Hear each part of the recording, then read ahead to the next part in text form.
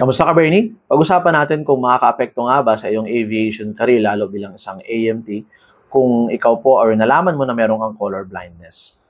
Disclaimer lang po mga ka-Bernie, hindi po ako eksperto and I would highly recommend na bumisita po kayo, magpatingin po kayo sa espesyalista sa mata para malaman nyo rin po mismo kung ano po yung degree or level po ng inyong color blindness. Kung sakaling meron po kayo or maaaring may kakilala po kayo.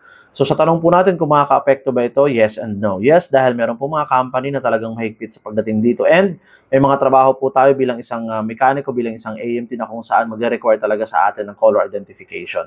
So maaaring maging challenge po siya, maaaring maka-apekto po siya. But then again, depende po yan sa severity or yung level po ng ating color blindness. No, in a sense na marami naman pong trabaho pa bilang isang AMT, bilang isang graduate, no? Ng Aircraft Maintenance Technician course, hindi naman kaya Airframe and Power Plant License po, rated.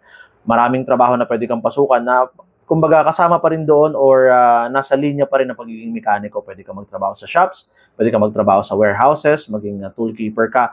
Again, nakadepende po yan kung may-issuean po kayo ng fit to work and syempre base po yan doon sa level or severity nga po ng color blindness na meron po kayo. Kaya ang pinaka-bottom line po dito mga ka-Brain is magpatingin po tayo as early as now sa mga espesyalista para malaman din po natin kung ano may mga pwede natin gawin, ano ba yung kumbaga path na iti-take po natin once we graduate or kapag tayo po ay nag-apply na ng trabaho bilang isang aircraft mechanic or kung may iba pa po ba tayong options. So yun lang po for now mga ka-Brainy. Kung meron po kayong idea o kung kayo po mismo ay naka-experience ng ganito at kayo po ay currently nagtatrabaho na sa industry and meron po kayong color blindness, please comment down below po para makatulong din tayo sa mga ka-Brainy natin na may kapareho pong case. Maraming salamat po mga ka-Brainy sa walang sawang suporta. Hopefully nakatulong po ang video na to. Bye for now and God bless us all.